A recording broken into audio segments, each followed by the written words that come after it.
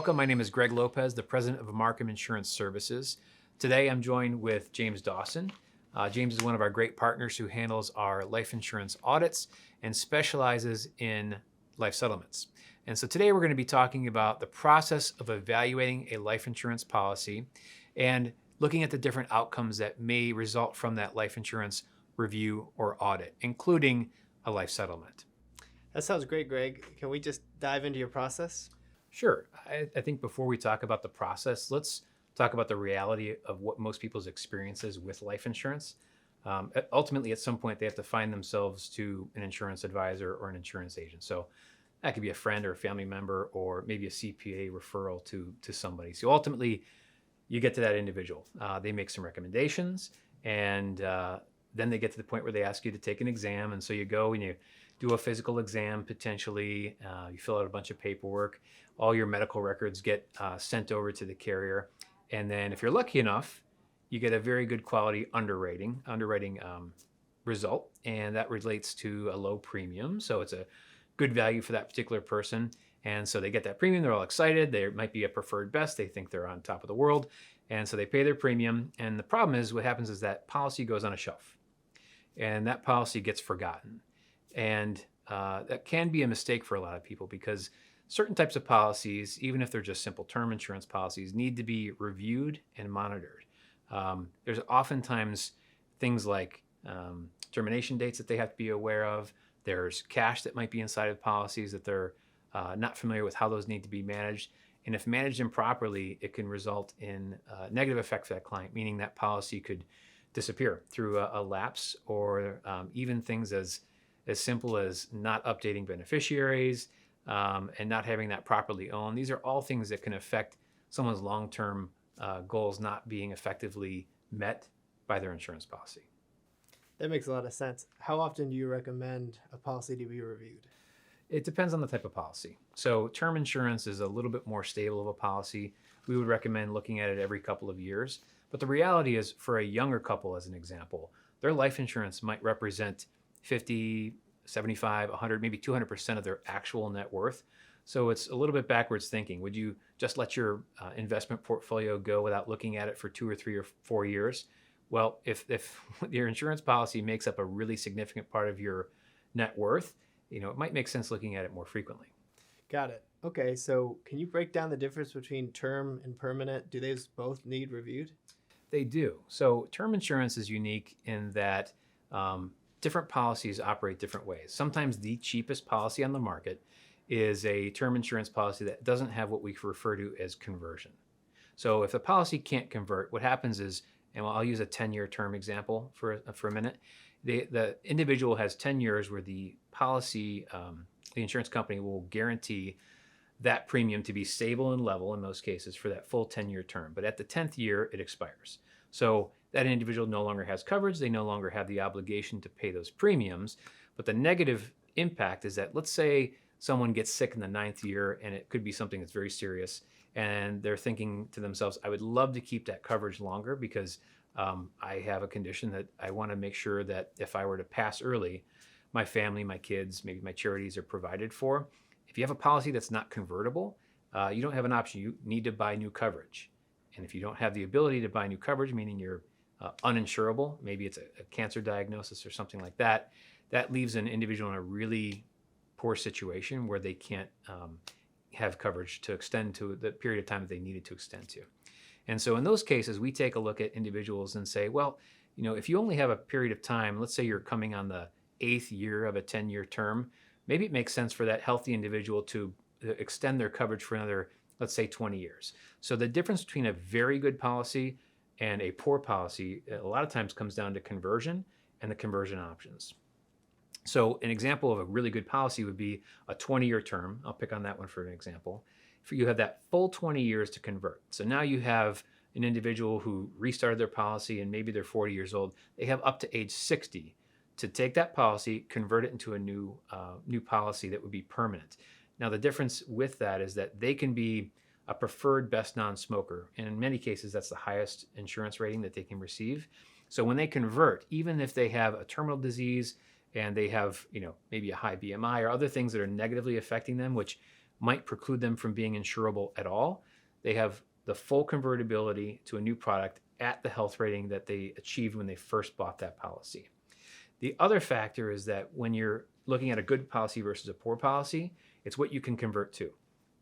So some really inexpensive policies, and we're not talking large margins of difference between term insurance that's convertible and not convertible. These might be $20, $30 a year. This is not large margins. But a good policy allows you to convert to, in some cases, any available policy that's on the market. So put yourself in the shoes of a person who says, okay, I have an issue with my health and I want to make sure that my family has coverage, and I have this term insurance and I want to buy a universal life or a whole life or whatever. A poorly designed policy gives you only one option sometimes, where it may be a very poor policy. It's priced really outrageously. So it's almost like the insurance company is saying, we don't want you to convert because we're going to give you a product that's so expensive you wouldn't buy it.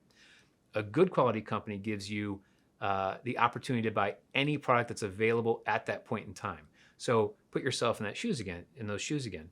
You're going to be able to go out to the market and look at all competitive products that all the carriers are trying to compete as far as, what's the best product. And in many cases, that means what's the lowest premium for the individual. So you have a much better marketplace if you needed to convert those policies later in life. So looking at your term insurance is critical, especially for people who are in those situations where they find themselves no longer insurable. It's really easy for those who are healthy and insurable not to forget these things. But we have it all the time where clients of ours and even friends of mine more recently have said, hey, I've come down with something and, can you help? And I can't help at that point. But if they have these better quality products, they have these conversions, options within their contracts, they're in a much better situation than most people. All right, that makes sense. So what I'm hearing from you is sometimes it's worth paying a little bit more premium to have a nicer product that's got better conversion rates and better products to actually convert to. Absolutely. Yeah, that makes sense. What about permanent insurance? Does that need audited? Probably more so than term insurance. And let's kind of break it down a little bit. So most people call permanent insurance whole life. That's sort of like the blanketed term for anything that's not term insurance. So you have whole life insurance. Whole life insurance is based off a dividend crediting rate that you can't control. It's completely in control of the insurance company. And so if you fast forward, or you rewind, I should say, 10, 20, 30 years ago, rates were at all-time highs. So when the Fed funds rates and interest rates were very high, a lot of these were illustrated at upwards of 10, 12% in some cases. And so the illustration showed that you're going to earn 12%, 10% for the rest of your duration of owning that policy. Well, what happens is, as rates decrease, those dividends increase from time to time. And so policies will underperform. And what underperform means is that there's not enough cash inside of them. The death benefits may not be guaranteed as long as you thought they were going to be. And if you were hoping to have some cash value inside of those, you're maybe not going to have as much cash as you thought. So paying attention to those whole life policies is a really critical thing to do, so that you understand exactly long-term what's going to be there when you ultimately pass. The other category would be, let's say, universal life. Universal life is a general account. And it's the way that the assets are credited inside of your insurance policy, and how those cash, the dollars grow inside of that policy, is based off of this general account fund. And the same story kind of with whole life is that in the past, rates were historically very, very high. And universal life, as an example, was paying, again, sort of these similar rates where they were double-digit figures, and have gotten very, very low once we were experiencing sort of that period of time when rates were near zero for many, many years. And so those policies were drastically underperforming as well. So it's up to the policyholder, it's up to the advisor to be able to look at these policies and advise their clients and say, listen, we have a problem here, potentially.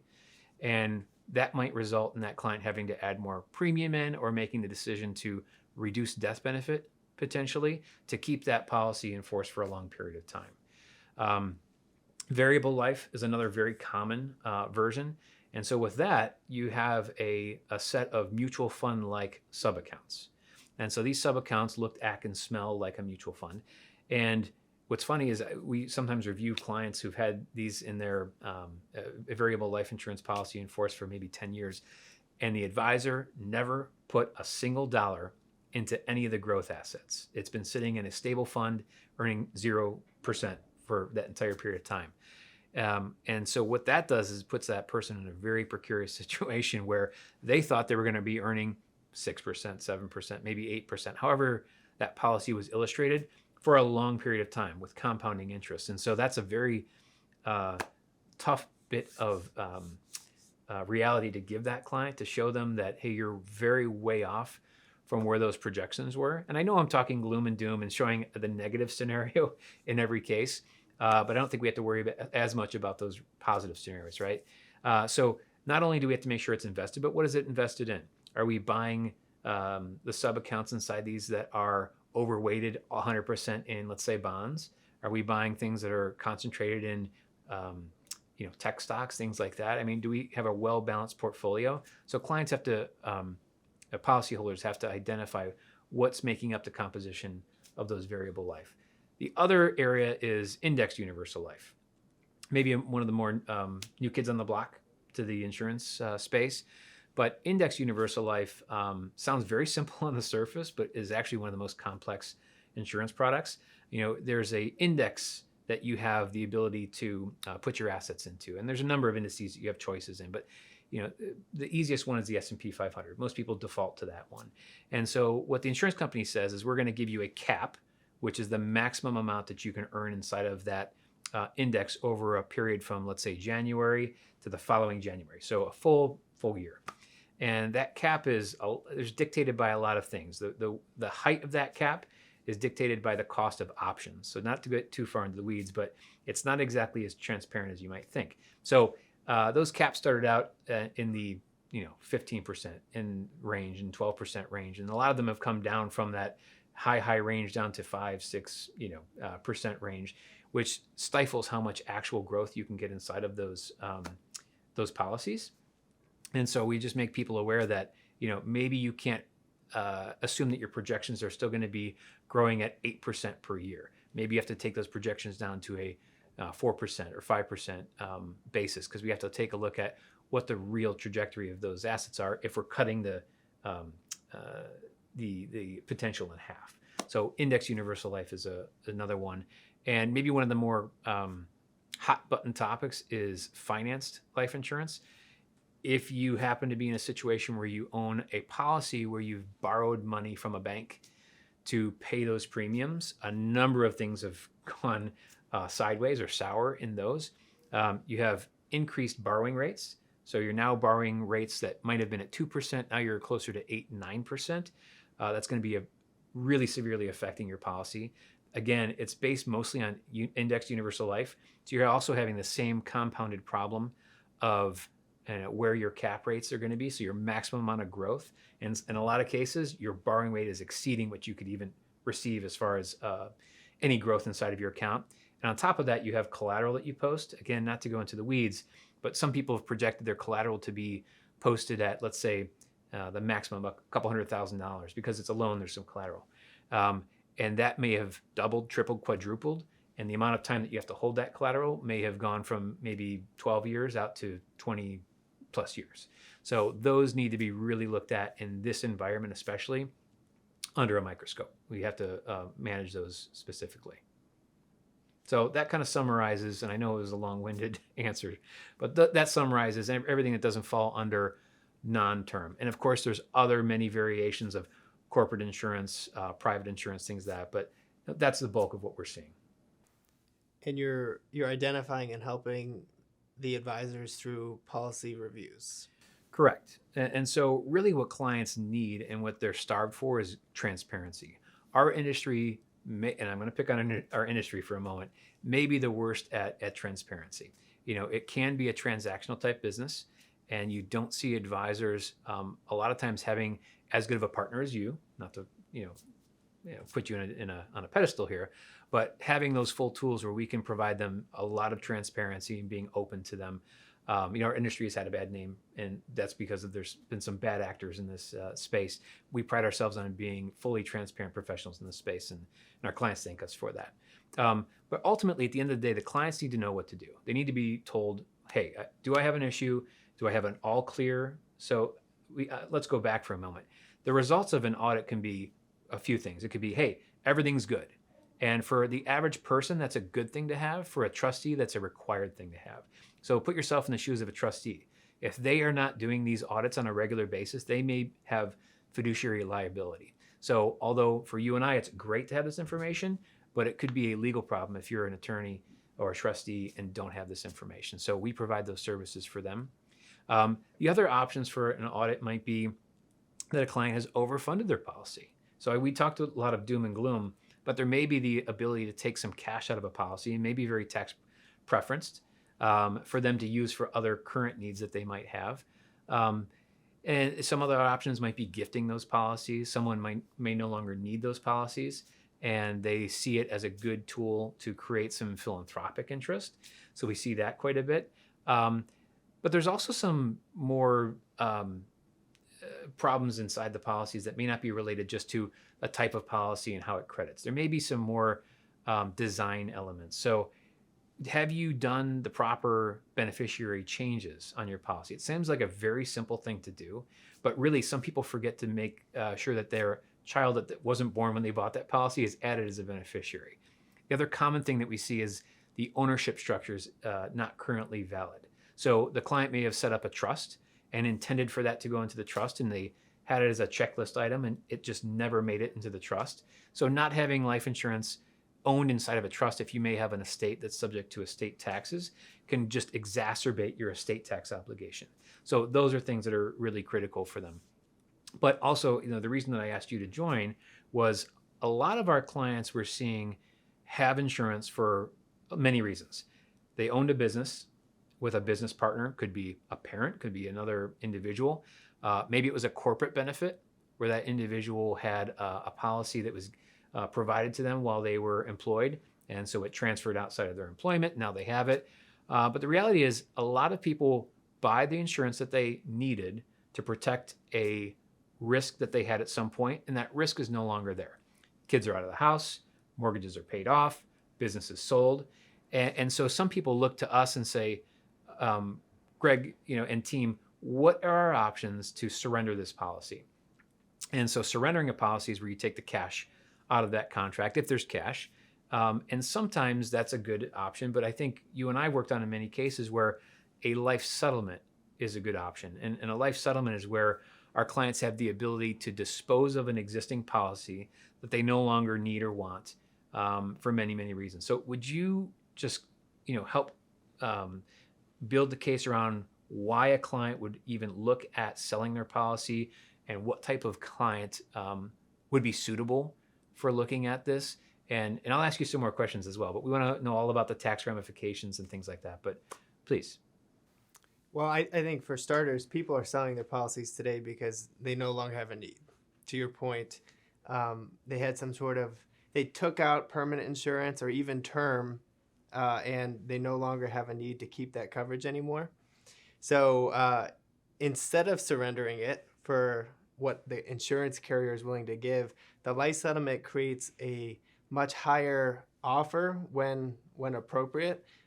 In many cases, it can be 4 to 8 times the surrender value, which is really well received by the client. We can make an amazing impact. Mm-hmm. So when you actually look at why people are selling today, we work with a lot of trust-owned policies where the trusts are no longer able to fund that premium, whether the donor made an initial premium and now it's up to the beneficiaries, and the beneficiaries don't want to pay anymore. Mm-hmm. So we see a lot of that. We see a lot of business owners that went to sell their business, and they've got this policy that is really no longer serving a purpose. And then I think another one we see a lot is people who took policies out for estate taxes. Okay. And after years of wealth transfer, they were able to successfully alleviate an estate tax liquidity issue, and they still have this policy that really isn't serving its purpose anymore. So you mentioned when it's appropriate. So what does it look like? What sort of individual who owns a policy, how can we identify who is actually a good candidate for this? Yeah, so this is a little bit of a niche market, but when it makes sense, it really, I think, makes an impact for people's lives. So particularly the client criteria that you want to look out for is insureds who are 65 or older and they typically need some sort of decline in health for these to create value. Now, we can sell life settlements on people who are 75 or older that could be still healthy today, and we could sell people in their 50s, but they typically need a little bit more of a health impairment for these to price out correctly. So 65 or older is when you want to start looking at these, and I think really the key is if you hear that they're either planning to surrender, or if they just no longer need or want their policy, or they're unable to pay their premium, is really when it makes sense to look at this life settlement option. So I kind of know some of the answers to this, but help me understand, or help the audience understand, when someone does decide I'd like to proceed with this, how do you give them some sort of data so that they understand what the expectation could be as far as their outcome? Maybe start there. Yeah, we make it really easy. So all we need is an in-force illustration, and we can take that and actually estimate a range of potential values for that policy that you can take to the client and help them understand their option before they go to surrender. So in many cases, we'll estimate from healthy to not healthy and create a range of what it might expect to receive. And that helps you bridge that conversation with the client on, obtaining health information if we need to, or whether or not it's an opportunity or not. Maybe we can discover right off the bat that this is not a good opportunity, and we can go ahead and get this thing surrendered. So it's really a good double check before you let a policy lapse or surrender. Okay, so everyone loves taking insurance exams, right? It's everyone's favorite. How does this process differ from if I were to apply for a new life insurance policy today? Great question. And there is no medical exam required to go through this life settlement process. An insured will have to be involved, so they will need to sign a HIPAA authorization and provide their medical doctors. And then we would go on their behalf to order their medical records, and we partner with third-party life expectancy companies that are actually going to look at the client's age and health profile, compare it to thousands of other data points, and come up with a general estimate of what they believe an insured is reasonably expected to live. And that life expectancy report is the main driver for the institutional buyers that we work with to make an offer on a policy. So they're looking at that life expectancy. So obviously the worse health a client is in, the more the policy is worth in the eyes of a buyer today. So there's risks inherent with buying a new policy, right? There's a commitment to premium. Ultimately, sometimes it's over a lifetime, sometimes it's over 10 years, but there's a cash outlay. So what are the risks that a client bears, or maybe the risks are on the buyer, but could you explain where those risks lie? Yeah, so the older a client gets, the more costly the permanent insurance tends to be. Greg was talking about how insurance is often non-guaranteed, and the older you get, the cost of insurance on an annual basis becomes more and more expensive. So for somebody who is in their 70s or 80s, the annual cost of insurance can become astronomical, especially if their policy hasn't performed as intended due to interest crediting rates, or lack of dividends, right? And it's going to result in significantly higher premiums than what the client was used to paying. So the risk of actually keeping your policy is longevity. So it's the biggest risk of an institutional buyer purchasing the policy is nobody knows the exact date somebody's going to pass away. They may have a actuarial data point, but you don't know the exact date. So one of the awesome things I think life settlements provide is the ability for a policy seller to sell their policy, get cash proceeds, and actually bet on themselves to continue to live and beat the odds of whatever a third-party actuary thinks that they're going to live. And they no longer have to continue to pay that premium. So they get cash liquidity today. They are no longer required to pay ongoing premium. And oftentimes it's 4 to 6 times what the surrender value would have been. So it's a really good solution when it works. So I watch the news and I see these commercials of these companies offering cash for typically older people's policies. What is the difference between the way your team operates, maybe the transparency, things of that nature, compared to what you're seeing kind of when you turn on the news at night? Yeah, so there are multiple solutions on selling a policy today. And one of the solutions is working with a single buyer that will oftentimes market on TV commercials, or you may see them, doing digital advertising. They are one buyer out of many in the marketplace today that purchase policies. So, you mentioned transparency. We are very much focused on being a fiduciary to represent the policy seller. So everything we do is in the best interest of getting your seller who owns this policy top dollar for their policy when they go to sell it. So the way we do that is we package these policies up by getting the most attractive life expectancy reports, and we actually auction the policy to leading network of buyers. We actually work with 18 different institutional providers who represent hundreds of different funds. And what I've learned about the industry today is the value of this policy is very much in the eye of the beholder. So whether this institutional buyer thinks it's very valuable, the other one may think it's completely worthless. And we're in the market of actually getting this policy out to the entire market and launching a competitive auction process where they bid against each other, create competition, and we basically figure out who's willing to pay most for this policy. So when you talk about transparency, the competitive auction process is really our secret sauce to ensuring that we can find the buyer who's willing to pay most, and it also gives our sellers very good confidence that they're receiving a good offer for their policy. I agree.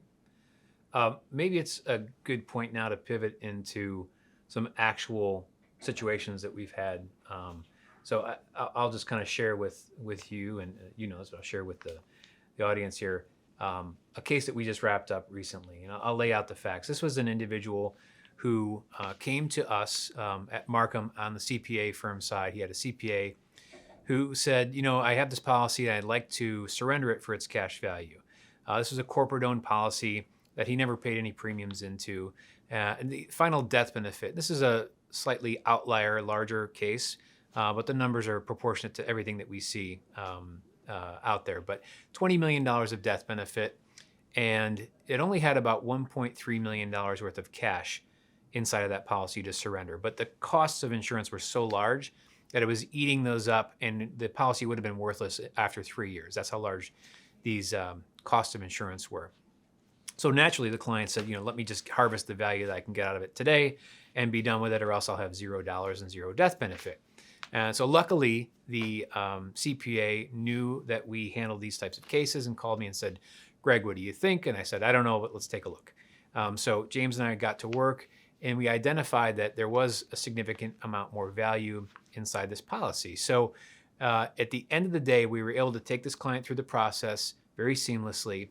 And we ended up giving that client a check for $6.8 million, not $1.3 million. In addition, we were able to change the taxation because it was a sale of an asset, and that's how a life settlement is characterized. And any gains that were in that policy were treated as long-term capital gains. Had we surrendered it, any gains would be ordinary income tax. The key parts to this, though, were that this individual was very charitable. And so he was able to fulfill some charitable obligations that he never would have been able to fulfill during his lifetime, because a gift of that size that he gave to the organization of his choice would have just been out of the ordinary and kill his cash flow, and it wouldn't have been a suitable investment. So this individual was able to see real dollars go to work in his community to an organization that he held extremely deeply to his heart, and he was able to hand that check to that organization and really fulfill something that only could have happened maybe at his death. The other unique piece was this was a trust-owned policy. There was a note due back from his trust, and there was no other assets in the trust to fulfill it. So it kind of worked very, very well and perfectly in this situation, where we were able to harvest those dollars, pay him back personally for a portion of those assets. So again, it was a policy that was going to expire worthless. He was going to get a lot of cash out of it, $1.3 million. Instead of it, we gave him $6.8 million, and it helped him fulfill some of his charitable intentions, some obligations that he wanted to fulfill with his family. And at the end of the day, it took a large headache off of his plate that we were able to turn into sort of a not minimal, but a much larger benefit for him than he would have otherwise done just by selling that policy. So that was, we had a great success there, and everyone won in that situation. Yeah, it was one of my favorite stories of the year, Yeah. honestly. And I think from a technical aspect, what was amazing to me, and again, back to the marketplace exposure, working with a large network of buyers, is when we sent this large policy out to market, there was quite the debate on whether, what his life expectancy looked like. And because the premium was so expensive, I believe close to $2 million a year, and most of the buyers ran for the hills and had no interest at all in purchasing this because they were worried if he lived 10, 12 years that they would get underwater on this $20 million policy. But we were actually able to find one buyer who made actually a very fair and reasonable offer that we thought, according to our internal pricing. And we were able to get that closed, even though most of the buyers or any of the direct providers that you'd apply online today thought that it was completely worthless. And one interesting part about this case was that this gentleman was a client of two of the largest high net worth financial advisory firms. I won't name names, but when you think of very ultra high net worth clients, he was the client of two of those institutions. They knew about this coverage. They had no idea what to do with it. They never addressed it. They didn't identify the value inside of it. And that's not to their detriment. They're really focused on assets, but they were going to allow this asset to just expire worthless without having the expertise. So luckily, he was with a team like ours and yours that is well-rounded in their approach, and we were able to identify true value where you would think that these other institutions would be able to know this and find this and harvest that value, but that's just not always the case.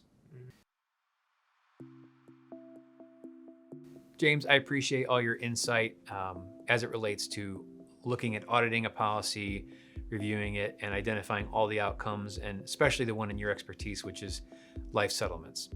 If you have any questions about what we talked about today, feel free to reach out to us with our contact information below.